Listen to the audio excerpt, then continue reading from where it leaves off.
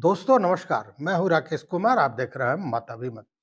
मित्रों, नीतीश कुमार के सामने अभी सभी नेता राजनीति के छात्र हैं, जिसके नीतीश कुमार प्रिंसिपल कहे जाते हैं। नीतीश कुमार क्या सोचते हैं, इसकी भनक भी किसी को नहीं लगती है, चाहे वो कितना भी नजदीक रहने वाला व्यक्ति हो। इस बार भी नीतीश कुमार ने जो चाल चली, उसको समझने के बाद पता चल जाएगा कि नीतीश तो नीतीश हैं, और नीतीश जो कहते हैं वो करते हैं, और जो नहीं कहते हैं वो जरूर से जरूर करते हैं। आखिर कौन सी उनकी ये चाल है जिसने सबको बौना बना दिया है? चाहे कोई भी कितना भी बड़ा पद ले लिया हो, कितना भी बड़ा मंत्रालय क्यों नहीं उनके पास हो, और इन सब बात से यह पता चलता है कि नीतीश कुमार की जितनी दूर की सोच है, मतलब वो जितना दूर का सोचते हैं, उसको देखकर यही कहा जा सकता है कि अन्य राजनेताओं की सोच जहां समाप्त हो जाती है, वहां से नीतीश कुमार सोचना शुरू करते हैं। ऐसा क्या है, और ऐसा क्या किया है नीतीश कुमार ने जो सबको बौना बना दिया? यूं कहे, सबकी चाबी नीतीश कुमार के हाथों में है। अब देखिए, जैसे ही विधानसभा का स्पीकर चुना गया कि कहा जाने लगा कि नीतीश कुमार की पार्टी टूट जाएगी, बीजेपी जदयू को तोड़ देगी, वो अपना मुख्यमंत्री बना लेगी। अब नीतीश कुमार भले ही सिंगल लार्जेस्ट पार्टी बनाने की कोशिश करें, पर उनका सपना अब पूरा नहीं हो सकेगा, चाहे वो कुछ भी कर ले। यह बार बार बातें दोहराई जा रही थी, लेकिन अब जदयू का नया अ, युवराज भी आने वाला है, इसको भी बताएंगे। पर पहले जानते हैं कि आखिर नीतीश के सामने सारे लोग सिद्ध हो गए, चाहे वो सम्राट चौधरी हो या विजय कुमार सिन्हा हो। मतलब दोनों उप मुख्यमंत्री की बात करें, बाकी मंत्री की तो बात छोड़ ही दीजिए, या फिर ये जो अमित शाह के दोनों चहेते भी हैं। सम्राट चौधरी तो अ, को अमित शाह ने कहा था कि इनको बड़ा बनाना है। आपने देखा होगा कि जब नीतीश कुमार ने अपने दो चहेते और कड़क ईमानदार पदाधिकारी को सम्राट चौधरी के गृह मंत्रालय और सीके अनिल को राजस्व एवं भूमि सुधार विभाग में स्थानांतरित किया, तो हाय तौबा मच गया। अब सीके अनिल के विषय में आप सभी जानते हैं, उनको दूसरा के पाठक कहा जाता है, और कुछ लोग तो कहते हैं कि वो के पाठक से भी आगे है। और वही हाल गृह मंत्रालय में भेजे गए आईएएस पदाधिकारी का भी। मतलब दोनों पर, दोनों ही मुख्यमंत्री पर और उनके मंत्रालय पर अंकुश लगाने का काम नीतीश कुमार ने किया। और अब उनके पल पल की खबर रखने के लिए वो कौन कौन सा चाल चल रहा है, कौन कौन काम कर रहे हैं, उन सारे चीजों पर नजर रखने के लिए बाज़ाब्ता नीतीश कुमार ने सम्राट चौधरी से लेकर विजय सिन्हा के निजी सचिव को भी बदल दिया है। दरअसल सम्राट चौधरी और विजय सिन्हा के निजी सचिव को बदल दिया गया, मतलब कि एक एक उनकी गतिविधि पर नीतीश कुमार की नजर रहेगी। और खबर ऐसी आई कि दोस्तों, नीतीश कुमार ने कुछ ऐसा किया जिससे सम्राट चौधरी और विजय सिन्हा को कह दिया उन्होंने कि जरा कायदे में रहिए, अपने दायरे में रहिए, और ज्यादा स्मार्ट बनने की कोशिश न कीजिए। मतलब कि उनके यहाँ जो कुछ भी प्लानिंग होगी, वह सीधे सीधे नीतीश कुमार के पास पहुंच जाएगा। पटना के बीएएस अधिकारी रंजीत कुमार को उप मुख्यमंत्री सम्राट चौधरी का निजी सचिव नियुक्त किया गया है, और भोजपुर जिला के बीएएस पदाधिकारी सुनील कुमार तिवारी को उप मुख्यमंत्री विजय कुमार सिन्हा का निजी सचिव नियुक्त किया गया है। दोनों अधिकारी पहले से ही पोस्टिंग की प्रतीक्षा कर रहे थे। बिहार में 3 कैबिनेट मंत्रियों के लिए निजी सचिव की नियुक्ति की गई है। उसके अलावे बेगूसराय कि संजीव कुमार को ग्रामीण कार्य विभाग में जो मंत्री हैं अशोक चौधरी, उनका निजी सचिव बनाया गया है। हैरानी की बात तो यह है दोस्तों कि सम्राट चौधरी और विजय सिन्हा, जिन्होंने अपने विभाग की कुछ फाइलें नीतीश कुमार के यहाँ भेजी थी, नीतीश कुमार ने उसको भी रोक दिया है। मतलब कि अंदर खाने कुछ तो बड़ा चल रहा है। आखिर गृह मंत्रालय से लेकर राजस्व एवं भूमि सुधार मंत्रालय की चाबी अपने पास नीतीश कुमार ने रख ली है। कठपुतली का खेल तो होगा, लेकिन डोर नीतीश कुमार के हाथों में होगा। अब सम्राट चौधरी और विजय सिन्हा जो कुछ करने का प्लान करेंगे, उसकी सारी जानकारी नीतीश कुमार के पास आ जाएगी। ऐसी नीतीश कुमार ने व्यवस्था बना दी है। ऐसे में नीतीश द्वारा दोनों के निजी सचिव के बदलने के मायने निकाले जा रहे हैं। तरह तरह की बातें हो रही, यानी कि नीतीश कुमार का एक तीर कई निशानों को एक साथ साध रहा है। नीतीश कुमार ने नीतीश कुमार ने बड़े साफगोई से समझा दिया कि don't try to be more smart, बहुत ज्यादा तेज बनने की कोशिश न करो, ज्यादा उड़ने की जरूरत नहीं है।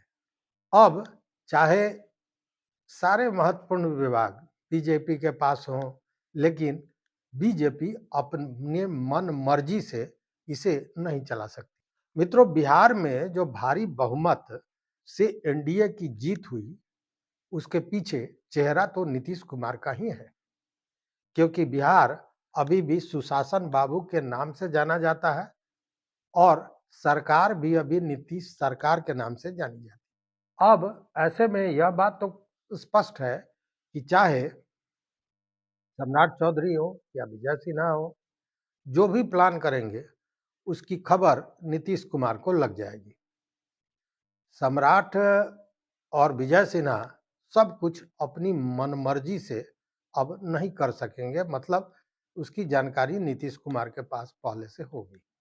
और ऐसा कैसे हुआ, यह जानने की बात है। देखिए, मैंने कहा ना कि जहां पे लोगों की सोच समाप्त हो जाती है, वहां से नीतीश कुमार की सोच शुरू होती है। आपको याद होगा, जब गृह मंत्रालय नीतीश कुमार से छीन लिया गया, तो तमाम तरह की बातें होने लगी कि नीतीश कुमार शक्ति विहीन हो गए। जब गृह मंत्रालय नहीं रहा, पुलिस नहीं रहा, प्रशासन नहीं रहा, निगरानी नहीं रहा, तो फिर उनके पास है क्या? तमाम तरह की बातें हो रही थी। कोई कह रहा था छोटा भाई हो गया, कोई कह रहे थे बड़ा भाई हो गया। लेकिन गृह विभाग छीने जाने के पहले ही नीतीश कुमार ने ट्रांसफर पोस्टिंग का सारा अधिकार गृह विभाग से हटाकर सामान्य प्रशासन विभाग के पास दे दिया था। और तब इसकी भनक भी किसी को नहीं लगी थी, या किसी को यह समझ नहीं आया था कि इसका कितना बड़ा असर होगा, या यूं कहें कि उन विभागों की चाबी नीतीश कुमार के पास ही रह जाएगी। मतलब कि ट्रांसफर पोस्टिंग जिसके हाथ में होगा, पदाधिकारी भी उसी के हाथ में होंगे, या उसी की पकड़ पदाधिकारियों पर होगी। और ऐसे भी नीतीश कुमार ब्यूरोक्रेसी में नीतीश कुमार को बहुत अव्वल माना जाता है। मतलब पदाधिकारियों पर उनकी पकड़ बहुत मजबूत रही है, और सभी को वो पदाधिकारियों के माध्यम से ही सीधा करते रहे। आपको याद होगा, जब शिक्षा विभाग में चंद्रशेखर थे, तो उन्होंने क्या किया, के पाठक को वहां भेज दिया। और के पाठक ने जो किया, वो आप जानते हैं कि उसके बाद मंत्री महोदय भी मंत्रालय में आने से घबराने लगे। कहने का मतलब यह है कि नीतीश कुमार ने यह एक छोटा कदम, जो लोगों को पहले समझ में नहीं आई, इसको अपने हाथ में रखकर सारी ताकत अभी भी अपने हाथ में रखी हुई है। और यह कोई ऐसा नहीं है कि पहली बार हो रहा है। कई राज्य ऐसे हैं भारतीय जनता पार्टी के, यहाँ पे भारतीय जनता पार्टी का शासन है, वहां भी बड़ा से बड़ा मंत्री भी अपना सचिव या अपना अधिकारी खुद नियुक्त नहीं कर पाता है। ऐसा कई जगहों पर है। या यूं कहें कि अपने हिसाब से वो सरकार चलाएंगे, इसमें भी बहुत अगर ये कहा जाए तो ये कोई बड़ी बात नहीं है। मतलब नीतीश कुमार बिहार को अपने अंदाज में, अपने ट्रैक पर ले जाने की शुरुआत कर चुके हैं और सच कहिए तो भारतीय जनता पार्टी की जो चालाकी है, उन सारे चीज़ों पर नीतीश कुमार ने पानी फेर दिया है। अब ज़रा आते हैं दूसरी बात। आज की एक बड़ी महत्वपूर्ण खबर है और निशांत को लेकर एक बड़ा बयान आया है और यह बयान ऐसे समय आया है जब निशांत संजय झा के साथ आज दिल्ली से पटना लौट रहे थे। पटना एयरपोर्ट पर उनके लौटने के पास मीडिया ने विभिन्न सवालों के सहारे संजय झा और निशांत पर निशाना साधा। उसी बातचीत के दौरान संजय झा ने कहा, ऐसा है कि पार्टी के लोग, पार्टी के शुभचिंतक, पार्टी के समर्थक, अब पार्टी के सब लोग चाहते हैं कि अब आकर के पार्टी का काम करें। हम सब लोग चाहते हैं, अब इन्हीं को फैसला लेना है कि कब यह तय करते हैं और पार्टी का काम करते हैं। यह शब्द संजय झा ने निशांत के लिए बोला। अब जरा निशांत की बात सुन लीजिए। क्या कहा? सब जनता का आशीर्वाद है। जनता ने हम पे फिर से भरोसा किया है, विश्वास किया है हम पर। पहले भी वादा किया पिताजी ने तो पूरा किया है। इस बार भी 1 करोड़ का वादा किया, जरूर पूरा करेंगे। ये मुझे पूरा यकीन है और जनता के विश्वास पर खरा उतरेंगे, मुझे पूरा यकीन है। यह निशांत का कहना था। निशांत नीतीश सरकार के वादों की बात कर रहे थे जहां, वहीं संजय झा पार्टी के संगठन को मजबूत करने की बात कर रहे थे। दोनों का जो बात करने का जो उद्देश्य था वो यही था। निशांत सरकार की, नीतीश सरकार की बात कर रहे थे कि क्या वादा किया है और कैसे पूरा करेंगे, उनको पूरा विश्वास है। और संजय झा ये कह रहे थे कि निशांत के आने के बाद पार्टी को मजबूती मिलेगी, मतलब संगठन के मजबूती की बात कर रहे थे। और यह भी कहा कि कार्यकर्ता से लेकर नेता तक सभी चाहते हैं कि निशांत पार्टी में आवे, पार्टी की जिम्मेवारी संभालें, पार्टी का काम काज देखें। मित्रों, ऐसा बयान कोई पहली बार तो आया नहीं है, इसके पहले भी इस तरह के कई बयान आए हैं। याद होगा कि जिस दिन नीतीश कुमार अपने पिताजी की पुण्यतिथि पर अपने गांव गए थे, तो वहां उनके बड़े भाई ने भी इस बात को दोहराते हुए कहा था कि निशांत को हम लोग, सब लोग की चाह है कि वह भी राजनीति में आवे। यह निशांत को अब तय करना है कि वह कब राजनीति में आएंगे। और उसके बाद संजय झा का यह बयान आता है। मतलब कहीं ना कहीं पार्टी के अंदर नेतृत्व को लेकर जो सवाल खड़े हो रहे थे, और ये सवाल खड़ा कब शुरू हुआ, जब भाजपा के स्पीकर बनते हैं और लोगों का यह सोच होता है, कई जगह से यह बातें आती हैं, जदयू के भीतर खाने भी बात चल रही है कि कहीं भाजपा जदयू को तोड़ के खुद को सिंगल लार्जेस्ट पार्टी बना के और चिराग पासवान के साथ मिलकर, अपने अन्य घटक दलों के साथ मिलकर अपनी सरकार जदयू को छोड़ के न बना ले। मतलब उस स्थिति में पार्टी टूटेगी और तब से नेतृत्व पर सवाल खड़ा हो रहा था। मतलब सीधा है कि उत्तराधिकारी की खोज अब पूरी होने वाली है। पार्टी के अंदर नीतीश कुमार के बाद कौन इसको लेकर आगे बढ़ेगा, यह सवाल लगातार चल रहा था और इसी का यह जवाब है। देखिए मित्रों, एक बात और है कि नीतीश कुमार के स्वास्थ्य की जो स्थिति रही है, हालांकि आजकल वो बहुत फिट है। चुनाव में जब वो प्रचार में जा रहे थे तब से अब तक पूरी तरह फिट नजर आते हैं। बावजूद लोगों का मानना है कि जो स्वास्थ्य की स्थिति है उसमें कितने दिनों तक नीतीश कुमार इन सारी व्यवस्था को संभाल पाएंगे या नहीं संभाल पाएंगे, यह कहना बड़ा मुश्किल है। ऐसे में अगर कोई सही उत्तराधिकारी नहीं होता तो आपस में ही लोग जदयू को बांटने के क्रम में तोड़ लेते। जबकि जदयू के पास देखिए 85 विधायक हैं, 12 सांसद हैं, पार्टी का अपना इतना बड़ा इंफ्रास्ट्रक्चर है। और ऐसे में जो राजनीतिक पंडित हैं उन लोगों का मानना है कि निशांत के बगैर इसे संभालना संभव नहीं था। और दूसरी ओर नीतीश भी कहीं न कहीं इन सारे मामलों को निशांत पर छोड़ दिया है कि वह निशांत क्या तय करते हैं कि उन्हें क्या करना है। लेकिन आज संजय झा ने जिस गंभीर अंदाज में ये बातें कही हैं, उससे यही लगता है कि 14 जनवरी के बाद जब खरमास समाप्त होगा, मतलब शुभ घड़ी आएगा, उसके बाद निशांत अगर बिहार में एक नई जिम्मेवारी के साथ दिखाई देते हैं, तो इसमें आश्चर्य की बात नहीं होनी चाहिए।